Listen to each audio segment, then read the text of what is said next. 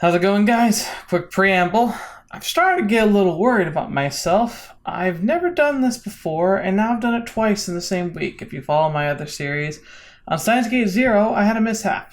For some reason, my camera didn't get turned on. Like, I just forgot, or maybe I didn't push the button down far enough, and I just kind of got into such a rhythm. I just didn't notice until the end, and then boom, it's done. Well, we're having a return of that issue where, again, I somehow did not activate the camera, even though I remember even reaching up to go push the button. I think I just didn't push it properly, or just didn't hear the activation button cue that goes off, and I just wasn't paying attention to it. So I recorded this entire episode without a face camera. Again, it's so bizarre that this happens twice in a row, preferably twice in a week, when I've never had this happen before. Any other time I've lost camera footage has been just because I had a technical failure, like the camera died or ran out of memory or got corrupted, This is embarrassing, but it happens. So I hope you'll forgive me and enjoy this audio-only playthrough of Fata Morgana. It's okay. It's a good episode, and I feel like, I don't know, I think that having this face camera gives me a connection to you. You get to see my facial expressions, you get to see genuine reactions that don't always translate into audio. But I do feel like I still think there's a lot of good product here. So I'm not going to try and re-record it because I would already know what was coming and wouldn't get as many good reactions or natural reactions. And I hate trying to pretend I've only seen it for the first time. So hope you enjoy. I am very sorry. But otherwise, it's a fantastic episode. I hope you stick around. And please, future me, don't be such an idiot. There. I'm just having bad luck today. It must be one of those, just one of those things. But anyway, thank you, and enjoy the episode. How's it going, guys? Welcome back to TheBlueShifting, and welcome back to the House of Fata Morgana. And welcome to, well, let's just say I was tired last time. Didn't do so much good reading, because the reading's a hard thing, apparently. Well, to be fair, it's not like the names in this have always been on the easiest side. So, we had a bit of a correction. Jacopo. Got some advisement from some of you, and you've pointed out that it's not Jacopo, although it sounds great. It's more of a Jacopo or a Jacopo. Not sure how we're going to pronounce it. Probably Jacopo. But it's like Jacopo. Makes a lot more sense. Sounds a little bit more like a name. I might call him Jacopo every once in a while because he seems like a piece of poo anyway, so yeah, should be pretty fun. Otherwise, we pretty much just barely got this started. We have the white-haired girl already on the scene, and I think I mentioned something last time. Remember how I said, wouldn't it be interesting if it turned out that I was the white-haired girl the whole time? Well, I was thinking about it, and then I realized something. Didn't that reflection in that mirror we just saw, didn't the person who we saw, the white-haired person, say that the house belonged to a witch named Morgana? And then the title of the freaking game is The House of Fata Morgana. So it kind of bears the scene. And yeah, I think it kind of just gave me the answer right there, didn't it? I don't know why it didn't click for me being like, oh, that obviously is the same name as the title of the game. I just wasn't thinking about it at the time, but after I thought about it for a little bit more this week, I was like, wait a minute. So, okay, I'm 90% sure now that we are the white-haired girl. That this whole time, the person who's wandering the mansion with the maid is the white-haired girl. It's the thing where it's the maid hasn't currently determined that she's the master of the house, but it's finding it odd that she keeps repeatedly coming to the mansion, no matter where it ends up. And then she's finally going to connect those dots and realize, oh, she was the master the whole time. Maybe the house was designed by her originally, way, way, way back when. The original character, maybe the original Morgana, was an actual witch who constructed the house and imbued herself with magic into the mansion that would help the mansion continue through time and allow her to continually regenerate through time. But she loses memories every time she dies.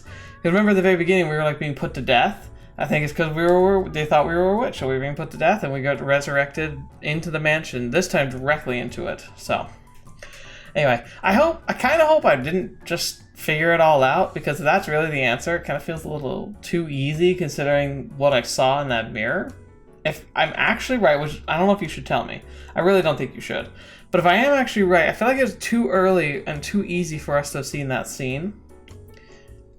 So I'm not sure why they would have us do that. And that's making me a little suspicious, because I feel like it's almost too on the nose. So maybe there's a lot more going on than I realize. So anyway, let's go back to the Roaring 20s and the marketing events that were around the Central and Northwest Pacific Railroad companies. And the poor white-haired girl, who was just kind of apparently being shoved to the side, despite the fact that she's beautiful and caring, and I don't know what the heck, man. It's probably more to the story, because there's always more to the story. But anyway, looking down dejectedly at the undrunken tea, the white-haired girl walked alone down the corridor. Wouldn't that be funny if she poisoned it, like she's trying to kill him? That'd be an interesting twist. Though its calming scent filled the air, there was nobody around to have their heart warmed by it. Nor was there anyone to alleviate her loneliness. How depressing. Despite being the master's wife, the maid who crossed her path in the hall said ne'er word to her. As a matter of fact... Oh. Oh dear, I beg your pardon, madam. It's fine. One even bumped into her, stifling a laugh as she trotted off. In all likelihood, she had done it intentionally. The poor white-haired girl, who had fallen to the floor, stared helplessly at the broken cups. The tea she had made for her husband was forming a stain in the carpet. What the heck is going on in this house?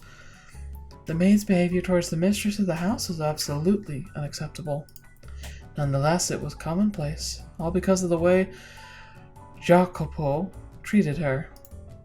The more the man of the house acted cruelly to her, the less weight her position as his wife held to the servants. I guess that makes sense, but still, it doesn't justify cruelty. I guess maybe he hires people after his own heart in a way. Day in, day out, the maids worked busily, offering little opportunity for leisure, so they would naturally have accumulated quite a bit of stress. And she became the target for them to let off this steam. Not directly, but through a more subdued kind of harassment from the shadows. She must have felt quite miserable. I imagine she would have been better off as one of the maids. On the surface, and in front of others, they showed respect for her as Jacopo's bride, but behind closed doors they acted very much the opposite. The disparity between the treatment she received around others, the treatment she was supposed to receive at times, and the way she was actually treated made the abuse that much worse. And furthermore, as you have seen through the other doors, Master, she was a very reserved young woman. She could neither raise her voice in reprimand nor raise her hand in retaliation. I have to get this mess cleared up. She extended her spindly fingers towards the shards of shattered porcelain. But even the broken cup seemed of no concern to spare for her. Its shattered edge cut her fingertip when she made it to pick it up. A trickle of warm red blood ran across her unearthly white skin. As painful a sight as it was, it had a sort of taboo beauty to it. The blood spilling from her finger showed no signs of slowing down. She clenched her hand into a fist, let out a sigh, and went back to collecting the shards of porcelain. But when she did... Madam! Madam! What's the matter? Madam, you're bleeding. While the other maids ignored her, one came running over, shouting the white-haired girl's side. We need to get that cleaned and bandaged up. Oh, you don't need to pick that up. That's not your job, madam. Itchy nose. It's all right, Maria. There's not much to pick up. It is not at all right. And the rest of you, why are you just standing there? Your boss's wife is on her hands and knees and you're not even lifting a finger to help her? You disgust me. Maria, it's fine, really. Oh, madam, if you weren't so timid, this wouldn't happen. You're allowed to yell at them, you know. It's all right, really. It's my fault. Anyway, we should get that finger taken care of. Then to get back to your room, okay? I like her. Oh, but the broken cups and the spill. As I said, that's the maid's work. Now come on, let's go. Okay. And the rest of you, get this mess cleaned up. I don't know why she's going Scottish all of a sudden. I guess I'll keep it though. She roared like the wind in a thunderstorm. The other maids stood there dumbfounded, watching as she and the white-haired girl disappeared down the hall. But they were too soon frowning and grumbling to one another. She thinks she can act all high and mighty just because the master's fond of her. The woman's name was Maria. Or Maria. She was one of the maids, and she was the one person in the mansion the white-haired girl could think of as an ally. Though her husband paid her no mind, the maids made her life miserable. Just one person, Maria, treated her with respect and kindness, and I am sure you can readily imagine just how much of a lifesaver that was for her. Except my next prediction is that Maria is sleeping with the master. Because, you know, betrayal, tragedy, that's just what they are here. I too found myself somewhat relieved that Maria was there for her. Being a servant of this house, I was also one of the maids working there at the time. However, I was unable to involve myself in any great degree in her fate. This meant that there was little I could do to assist her, even in times of pain and unpleasantness. The best I could do was pray that Maria would continue to lend the white-haired girl her hand. And that does it! Thank you, Maria. You're always such a big help. Oh no need to thank me. I just did what any good maid should do. No one else is in the room, you know. Oh, right. Then can I drop the act? Nah, I just can't get used to talking all stuffy.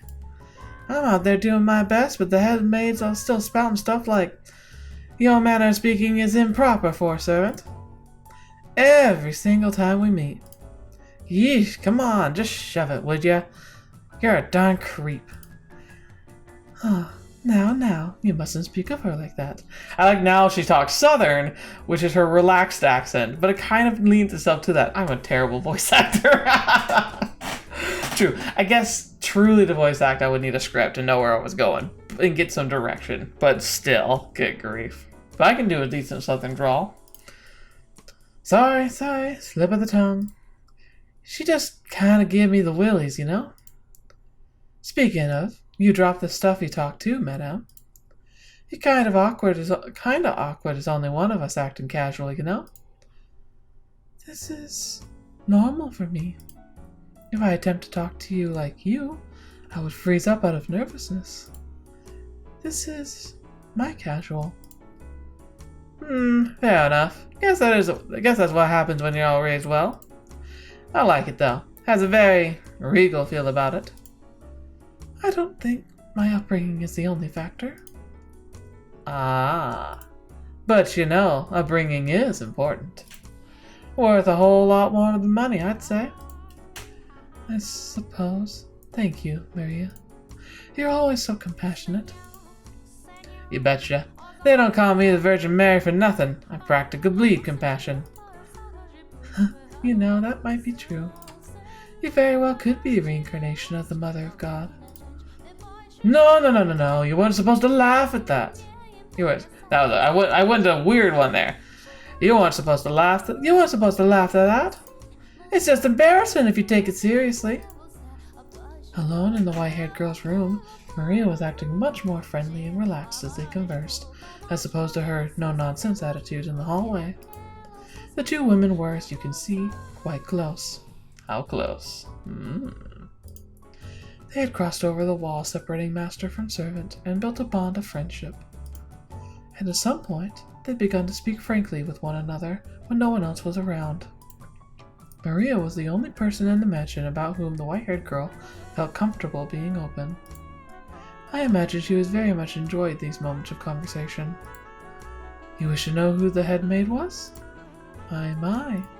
Are you sure you want to ask me that, master? Some questions are better left unasked, for your own good. What is that supposed to mean? I have to say, madame, you have the prettiest fingers. Mine are all rough and dry and nasty. You think so? Mine haven't the slightest bit of muscle. They're about as frail as dead branches. Ah, who needs beef and mitts anyway? I still think healthy-looking hands like yours are far more attractive. What? What's it like about these things? Women all over the world dream of having hands like yours. Slender, feminine, and perfectly cared for. I don't know. Just looking at them, lots of fire in my loins. Fetch. Okay, maybe they're not being they're being a bit more overt than I thought. Makes me want to lick every last one of them. Actually, say, can I lick them? I can run my tongue up and down all 10 of those sweet little digits. Come on, can I? What do you say? Stop that, Maria. Seriously. I'm kidding. I'm just kidding. I'm getting a little too, but I need to keep it higher pitched.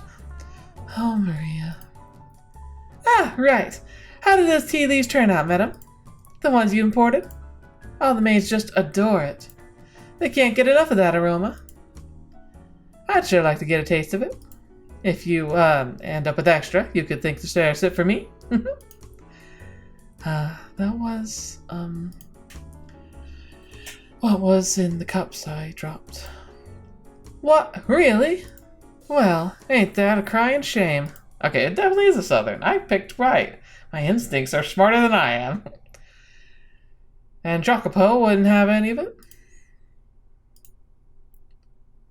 God, what does that man have such a stick up his butt? You went through all the trouble making it for him, and he was busy. It's not his fault. Gosh, she's an angel. She needs to just stand up for herself. Busy? You mean playing billiards, drinking bourbon, and puffing on a darn cigar? It may look like the rest of us are just making small talk, but I'm certain the meetings have some importance to their business. It was imprudent of me to try and step into the men's world.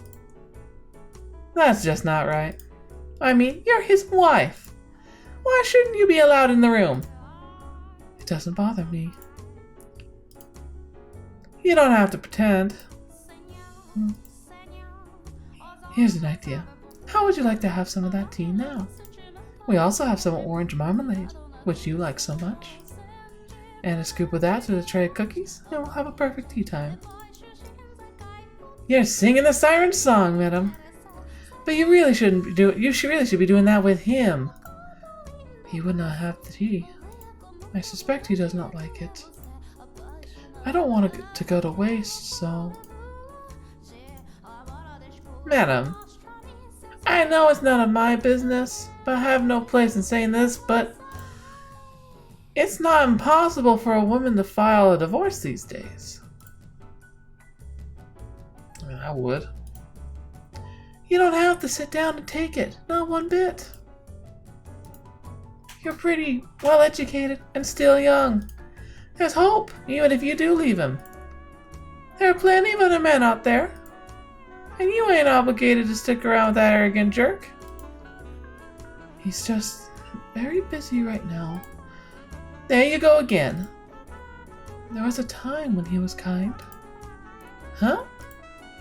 He wasn't like this when we first met. Back then he was a little awkward, but a kind man. Him? A kind man? Yes, believe it or not. There was indeed a time. Say, Maria, would you mind giving me a little bit more of your time? I'll make some tea and we can talk. Alright. If you're telling me what Jacopo was decent, I'm all ears. Indeed. Interesting. I hope that accent's not getting to the point of, like, insulting. I don't know. I think it's fine. Screw it. I think it's fine. Ooh, by the way, gosh darn it, what pretty art this game has. My goodness. As I'm sure you're aware, our parents arranged our marriage. Before I immigrated to this country to be married, I lived in a misty island nation. Portraits of my ancestors hung on the house where I lived, I remember it as a child, wincing in fear at the sight of them staring down at me. Misty Island Nation. Would that just be England? I don't know. Maybe Ireland, or could be Iceland, possibly. I don't know. I don't know enough about Misty Island nations, but I'm guessing it'd be something that's further north, considering mist. My mother and father were constantly telling me to show them respect, and it was their hard work that kept our bloodline alive and well. However, they were fighting an uphill battle to do the same. It would have been clear to anyone reasonably perceptive that our house was coming tumbling down. Valuable furniture and paintings slowly disappeared, and eventually the portraits were gone too. As our house collapsed, so too did my parents' health deteriorate, robbing us of any source of income. And though I was educated, I lacked the skills necessary to obtain work. Just as we were about to run out of money and options, my parents received Jacopo's parents' marriage proposal. Both of our families stood to benefit from the arrangement. I had social status, and he had wealth. There's actually a book that covers this exact topic that I've read. It's Alloy of Law. It's like literally the exact same scenario. We each had what the other lacked. One needed more money to make it in the world. Without at least a semi-reputable name attached to you, you're liable to get laughed at most social gatherings. I first met Jacopo here, in this country. We didn't even know what the other looked like until our wedding day. Oh man, that must have been scary. Well, I'd be counting my lucky stars if she showed up at my wedding. I'd be like, oh thank goodness. To be quite honest, I was scared to death at first. I was so nervous. What kind of man would he be? Was I to be wed to some middle-aged stranger? We were not marrying because we'd fallen in love like a normal couple. I knew I was in no position to be concerned with such things, but when I thought about our future, I shook with fear. But the man I saw through my veil at the wedding was remarkable. He was young, had strong masculine eyes, and at the same time he too appeared nervous. He was shaking as much, no, even more than me. Seeing that, the priest gave an impish little smirk when he asked Jacopo if he vowed his eternal love for me. I counted myself among the happy, and I still do. For that moment, I experienced true joy, true love. You wanted to hear about when he was kind to me? Well, after the wedding, we were given a week to ourselves. I suppose you could call it a honeymoon, though we didn't take a trip overseas, or even go very far at all. He looked at me with uncertainty and asked, "Where would you like to go?" I beg your pardon? That's what this week is for, right? I considered granting your request, so tell me where you want to go. This is all so sudden. Nothing? Well, this whole engagement was spur of the moment. Normally, we'd have planned a trip in advance. But unfortunately, our purposes serve so long as we act the part. You must be disappointed that you have to plan your honeymoon as it's happening. No, What? Speak clearly. I don't like it when people don't speak their mind. I'm sorry, but I'm happy. Even if this is a political marriage. Well, you're quite the positive thinker. Your parents say something to make you think that way? Well, either way, if you're so glad to be in this arrangement, then hurry up and decide on a destination. You was really that kind. Though there's a limit to how far we can go. If you want to take a trip, I'll consider it. What? Is something funny? It just seems comical to me that our honeymoon has begun, and we're only now deciding where we want to go. Not in a bad way, though. I'm glad our parents didn't arrange everything for us. Perhaps you've heard, but I'm quite sensitive to sunlight, and not in the best of health. So it would be rather trying for me to spend a full week out of the house. We couldn't go on a trip, but, if it's not too much trouble? Speak up. Could you show me around town? I am new to this country and unfamiliar with its customs, and I'm rather afraid of wandering around on my own. Show you around? Yes. Would that be possible? On a rare bit of time off, you asked me to show you around town. Is that really the most exciting idea you have? I'm sorry. If there's somewhere you would like to go, I'm fine with that. I will accompany you anywhere. As if I could drag someone who just professed to being sickly all over the country. My goodness, I've lost all interest in a trip. Hello? What are you doing? Go get ready. Now. I beg your pardon? Didn't you want to see the town? You will show me around? You're the one who asked. Not like I have any other options, so yeah, I'll show you around. Thank you. Don't just stand there, you dullard. Get a move on. He's not nice! Fetch! One moment. Wait for me, please. He hurriedly climbed into the carriage he'd called for, a look of frustrated displeasure on his face. And then, as if he'd forgotten about me until that moment, he returned, grabbed me by the arm, and led me to the carriage. In retrospect, I realized he was not being very gentlemanly, but I was pleased that he was making any attempt to interact with me at all. Oh man, poor girl. You saw this as kindness? She never knew what kindness was. As the carriage trotted down the streets, I saw so many new things. He had spent most of my time cooped up inside a home, so it was like stepping into an entirely new world. And add to that the rapid industrial advancement currently taking place. I saw men shouting back and forth as they smacked newspaper articles with the backs of their hands. I saw corner cafes crowded with cigar-smoking men on break from work. It was like a hustle and bustle of a festival, but every festival has its underside. I also saw overworked men. It looked like they were on the verge of collapse, drinking water from a spigot on the side of the road. By way of contrast, I wore fine clothing and had a carriage at my disposal. I imagined every day was a struggle for them just to remain afloat. Had I not married the man I had, I too might have found myself on the streets in a similar situation. But it was not relief that spread through my breast at the sight of them. It was the pangs of guilt. I felt to me like a life of opulence was wrong, sinful. It broke my heart to know that I was living so much better than them.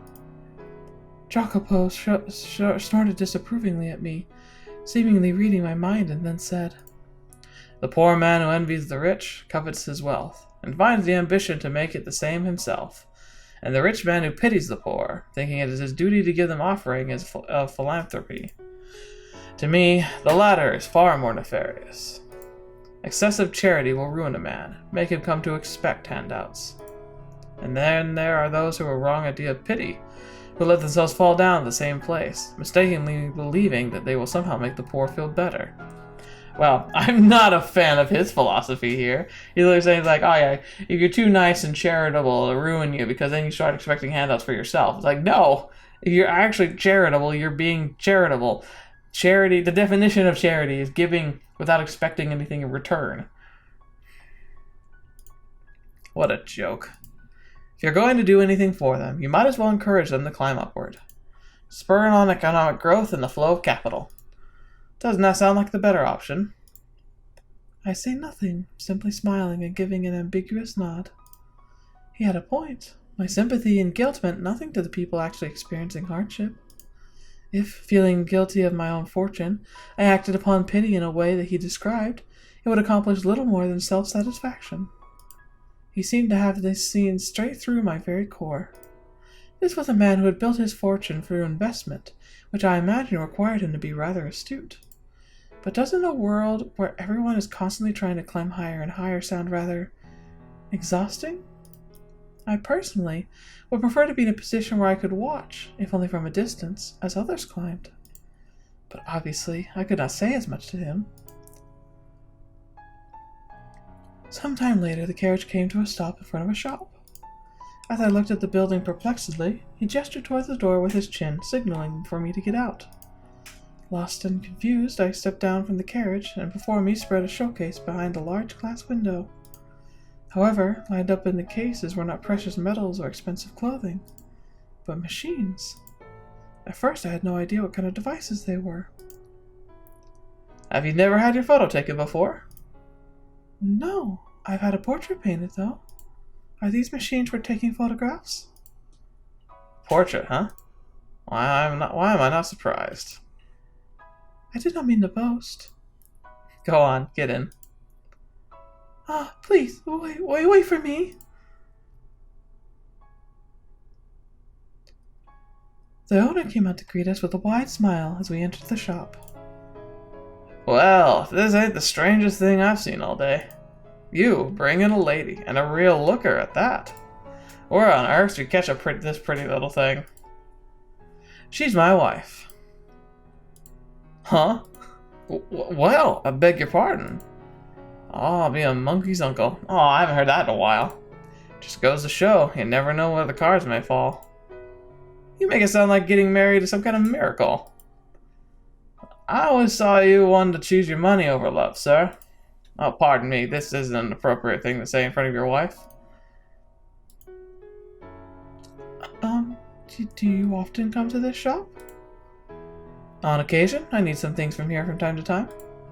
That sounds dodgy. I see. There you go, smirking again. What's so funny? We're going to have our photo taken, yes? I'm so nervous and excited. I've never had one before. And to have it taken side by side with you. What are you talking about? Pardon? Who said we were getting our picture taken? And side by side? Please. You're sending shivers down my spine. Why? But this is a photography shop. Hey, shopkeep. Product I contacted you about. Is it ready? Oh, yep. Sit tight. I'll be right up. You take a seat. There's a chair over there. What? I'm going to show you something much more exciting than sitting still and waiting in front of a camera lens. Oh? Just do as I say. Okay. What is this going to be? I sat down in front of a large mirror, which I presume was normally used to check your appearance before having your picture taken. Sitting before a mirror with someone else present was quite nerve-wracking. Out of embarrassment, I dropped my gaze to my knees. But when Jacopo returned, I was entranced by the curious object in his hands. Oh, wow. What is that, a plate? What is this? Do you know what persistence of vision is?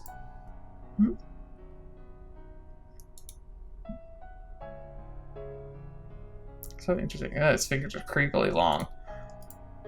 The human eye does not perceive the world 100% accurately. This is especially true for objects in motion. It remembers images for a short time, so if you put a new image in the same place, your eye perceives it as in motion. Seeing for yourself will be faster than explaining it. You see the slits of the disc? Look through the bottom one and into the mirror. Okay. Good. Just like that. Bring your head in close. Here goes. Standing behind me, he slid his finger across the top of the peculiar toy, causing it to spin gracefully. And then...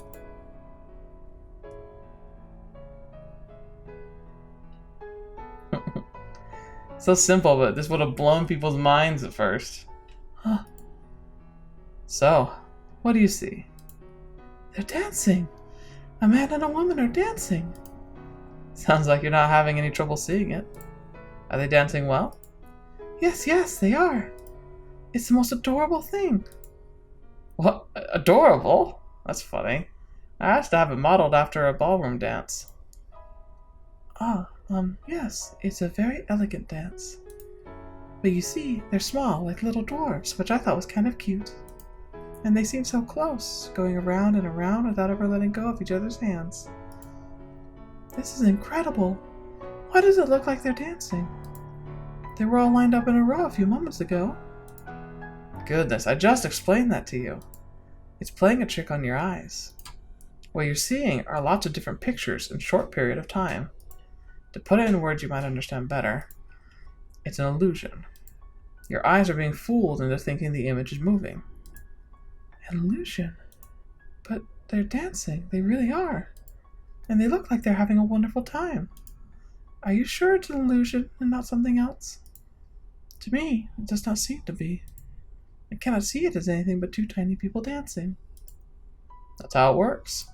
Reach out your hand and try to grab them. You won't be able to. Huh. You're right. That's a shame.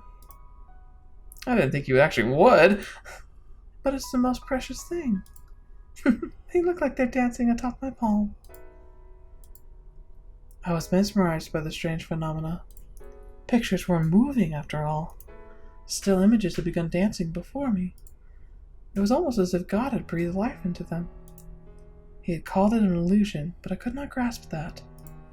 It was such an adorable, heartwarming sight. I imagined the two were off living in some other world, separated from our own. They looked so happy. I was almost certain that they were off dancing in their joyous world, free from all sorrow and loneliness and pain of this one. Eventually, the speed at which they danced began to slow, as if they were resting their legs. I almost thought I could hear the sound of their feet with each step.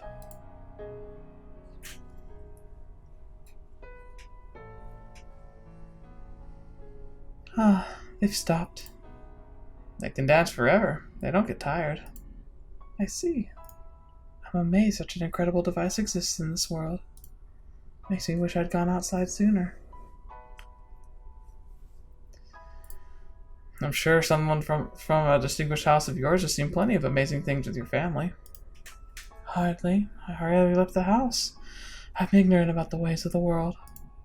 If you had not told me, I've probably never known about moving pictures. The illusion of moving pictures. Do you like it? Yes, of course. More than the portrait you had painted? Yes, I do. The painting was wonderful too, but you can't seem to make up your mind. Come on, tell me, which do you like better, the portrait or this? I like this better. I see. He looks somewhat pleased. Though, when it comes down to it, this is a simple trick only a child would fall for. Then, I suppose that makes me a child. If it means I get to watch something as splendid as two tiny people dancing, I'll happily fall for that trick. Quit describing it as two tiny people dancing. Guys, he's just so... Nah! You're going to lose your head if you get that far up in the clouds. I'm sorry. I don't know how else to describe it, though. It's a toy called a fetch. Penkiscope. Penkiscope. I have no idea if I said that right. Fetaki. Sorry, I even got the first part wrong. Fetch. Phenakiscope? Phenakiscope. Phenatoscope. I fetch, I don't know. Phenakis wheel. Close enough. It was invented around 30 years ago. I had the shopkeep make one modeled after the original design. So the shop owner drew this? He did. A lot better than you'd expect, isn't he? Yes, indeed. I'm surprised he decided to draw something so cute. Sadly, say that to his face and he'll go red as a beet. What I'd give to get a load of that. You should tell him that next time you see him. He's a sweet man. Despite how he looks, you mean? It's not right to judge people based on their appearance. I'm just kidding. Don't take that too seriously. The shopkeep here loves new technology. That phenascope is one such invention that caught his eye. You can trick the eye into thinking drawings are moving. Using a sequence of photos, you can perhaps make it seem as though real people are moving too. And if it becomes possible to show these images to many people at once, these developments could broaden the options artists have to express themselves. Oh yeah, like movies and games and pretty much everything we do. Not drawings, but photographs? Yes, photos. By taking hundreds or perhaps thousands of photographs, it would be possible to reproduce the world as we see it. This room, people walking down the streets. There's no point in recording boring everyday life, though. If you're gonna leave a record of anything behind, it should be the projects and enterprises that move nations. Say, for example, a moving record of the opening ceremony of the railroad. That would be something worth watching. And then, in time, it would expand beyond mere record-keeping technology and find its way into the hands of artists. Is such a thing possible? You must remain still for a long time just to take a single photograph. Right now it isn't, but eventually it will be. And I'm not simply fantasizing here. Is that so? It sounds so very futuristic. Do you... What? Do you want to support people who work on that sort of thing? Is that why you're friends with the owner? That has nothing to do with my wants. I merely think there's money in it. The rich starve for entertainment, and artists create the entertainment. I have no interest in their pretentious self-expression. I just want their money. What? It's so funny. You look like you're enjoying yourself. Honestly, it's just about the money. As you say. Well, fetch, man. Okay. I can see why people could be polarized. Someone mentioned in the comment section that this is either loved or hated. I can see why. I hate him, but I'm liking the story so far. Alright, so let's get moving. Next is dinner. What? We're leaving already? Does that displease you? No, not at all.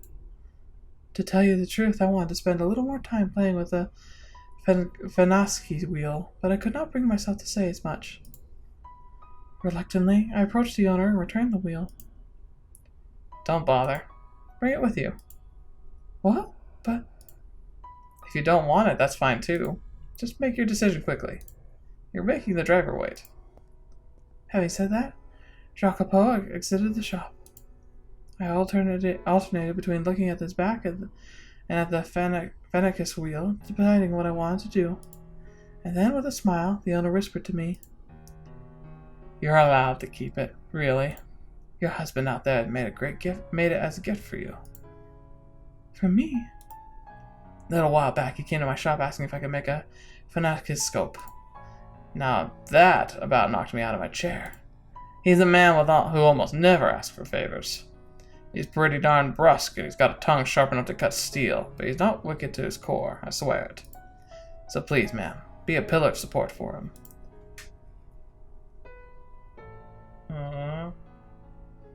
In that moment, the Fenacus wheel became a precious treasure to me. We had only just married days earlier, and yet he had commissioned it for me without even knowing what I looked like. I was filled with a warm, pleasant elation. I agreed with the owner. Jacopo was not a bad man. He merely had difficulty expressing himself. Hurrying back to the carriage, I gave him my deepest thanks.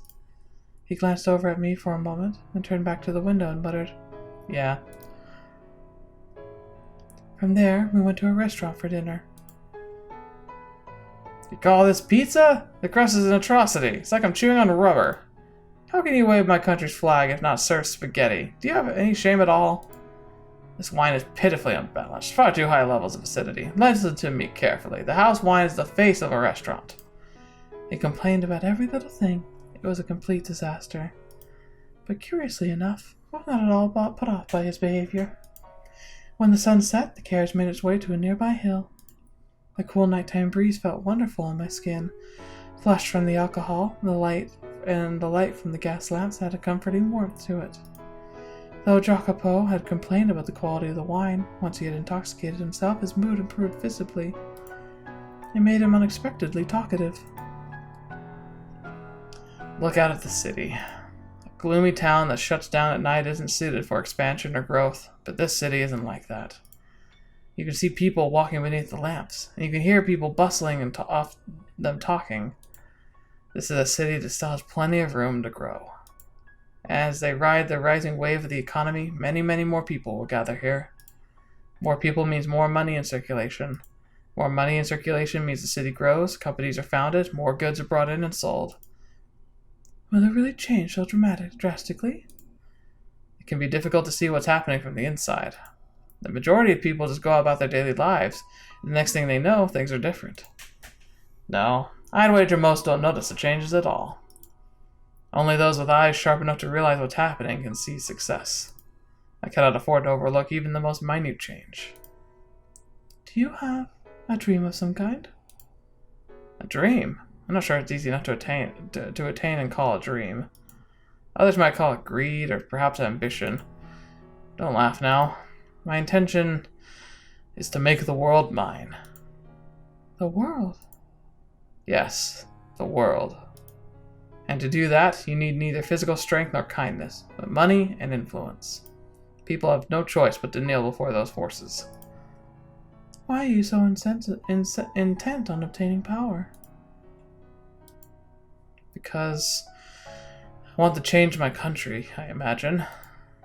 Your country? You are aware that I, like you, am an immigrant, right? I immigrated from an island in the Mediterranean, though not the same island as you. My country is a peculiar place where candor and violence go hand in hand. Italy, Sicily, maybe? Am I missing? Yeah, that's my guess.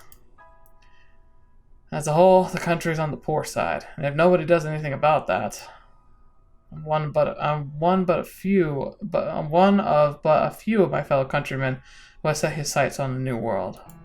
They are falling far behind other nations. If I find success here, perhaps that will catch their attention. But if that doesn't, then my country is doomed to collapse. You have much love for your homeland. My feelings are a little more complicated than mere love, but that's nothing you need to concern yourself with. Well, I'll have to remember not to get myself drunk around a woman again. Forget everything I just said. It's about time we head back to the house. Alright, but what is it? Is it alright if I provide you encouragement as you try to attain your dream? I know my presence is more likely to be a hindrance, but I would like to be there to watch as you trek forward. I suppose. Do as you wish. Thank you. You have my support then. Darling? Ugh, sent a shiver down my spine, though not an unpleasant one. I'm glad to have you as my partner. See, that does sound sweet, but man, it goes south. I was, without a doubt, happy then. His smile, the things he said, the Fanascus wheel he gave me, they were all undeniably real. And those memories give me the will to wait. For the day things go back to the way they were, they will allow me to believe. Man, it's sad. It's really sad.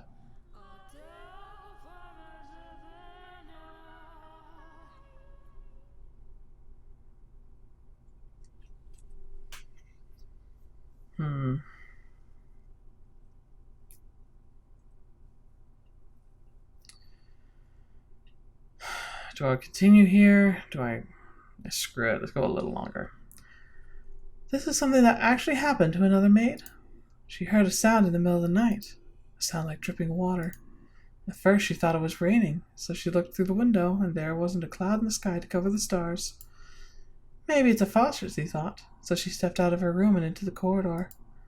Compared to her room, it was unearthly chilly. The maid regretted not bringing something to cover herself with. But that didn't make any sense. Normally, the temperature wasn't that much colder outside her room. Her nightclothes had always been more than enough for a trip to the lavatory. Wondering what the reason could be, she made her way towards the sound, but then she realized something. There were no faucets in the direction she was going. Rather, she was heading toward the hall. The mansion where she served many halls, but this one was off in the far corner of the house, the least used hall of them all. It had a high roof, but not a lot of space. It was difficult to make good use of it. It also had somewhat heavy air to it, a very curious room.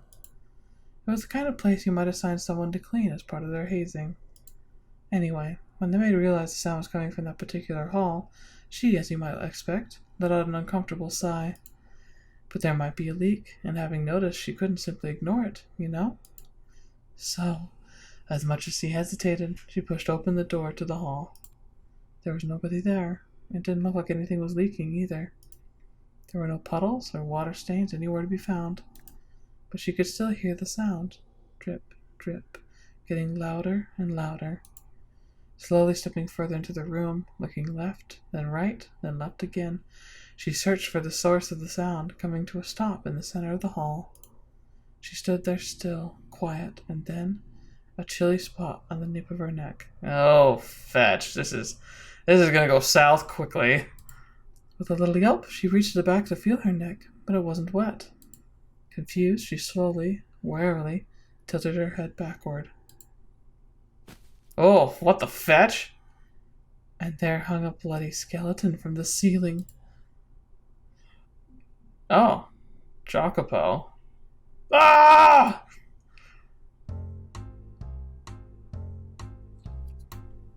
Oh, okay. Interesting, so this is a conversation between her and him. That's rich! Amazing! Oh my gosh, you screamed like a little girl. Maria, you little... Gosh, are you men or children? This is my house. I would rather you didn't talk about it like that. Whose words were those again? Shut your mouth. How do you even know that? Were you eavesdropping? And another thing, I do not care for the sort of stupid fantastical tale that women love to pass around. Because they scare you? Ah, you've never been able to handle anything, Jacopo. Whoa, don't glare at me like that. You're gonna destroy my sides.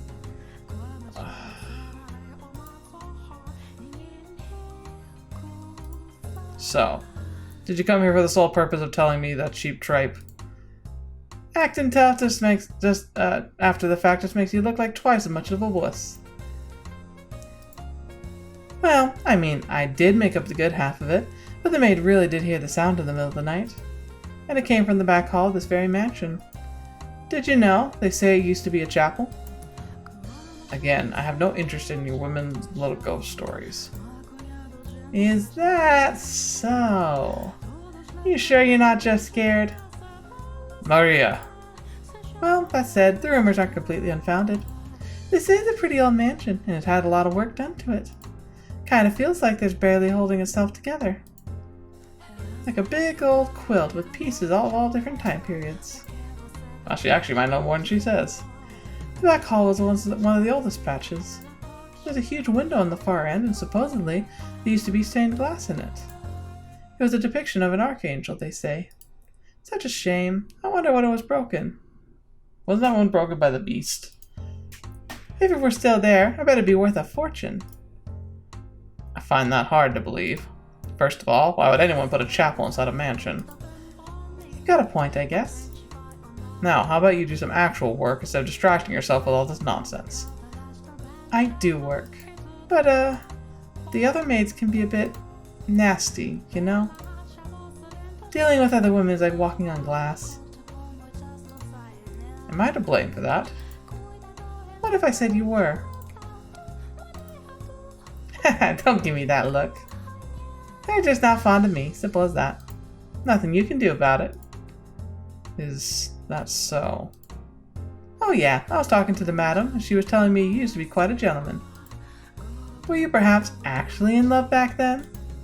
You sure don't act like it, so it's easy to miss. But I guess you're not made entirely out of steel. Just like when you were younger, you're still... Do not speak of that. The past is not worth remembering. It is unnecessary. So to you, the past exists just to be cast aside? Nah, it's not important. You don't want me to talk about it, I won't talk about it. You're your wife.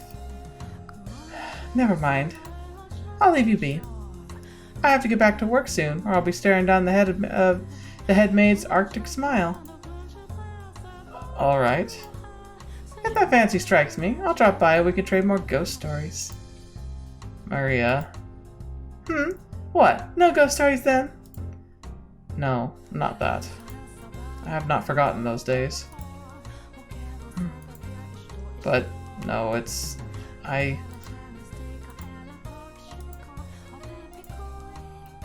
I'll be off then. Alright. If the fancy strikes you, drop by and we can trade something other than ghost stories. What did I tell you? I'll consider it. Goodbye. Fetch. Gosh darn it. Can't escape anything. I'm kind of tired of all the crap that happens in these stories and how I'm getting good at figuring out from the beginning. So yeah, there's obviously some pretty deep connection between Maria, the wife, and the husband. So yeah, he definitely seems more, he's kind of kind and like listens to her. I think she's got him, whoop, there's the microphone, sorry. She's got him wrapped around her finger, I think. And I remember the maids were referencing how he's fond of her and like, oh man. This is going to go downhill so fast, it's not even going to be funny, and it's going to hurt so much to be the white-haired girl. It's so dumb. It's frustrating because it's like based on real stuff, you know? That's the problem I have with it. It's like this kind of stuff actually happens to real people, and it's frustrating to think about. Because like you get these glimpses, and the white-haired girl has had a freaking enough tragedy in her repeating history. She needs something happy to happen to her. But no, apparently not. Like her and the mansion just twisted around each other in misery and woe. It's just, it makes me mad. But yeah, so thank you so much for being here today. Thanks so much for joining me. We'll have to see what happens later on, although I'm kind of pretty sure I know how this is going. That poor maid. Like, she's like the one friend the white-haired girl has, and she's going to be the ultimate betrayer for her. And I have no idea what that's going to make the white-haired girl do, or if that's going to do, or something else is going to come about because of it. I don't know. Jacopo seems like the kind of guy who could take things way too far at some point or another and could end up doing something really stupid. So yeah, looking forward to that. But otherwise, it's been an interesting story so far. It's kind of a cool glimpse into the time period for sure, and I like the just the feel of it, even though it's I know it's gonna be terrible. I do. Jacopo, he's a scumbag. I hope something terrible happens to him, man. Maybe the beast will come back and rip him apart. That'd be nice. I almost wish that happened. But anyway, thank you guys so much for being here today. Thank you so much for joining me. As always, it's a pleasure having you here. And until the next video you watch with me, I'll see you next. I'll see you there.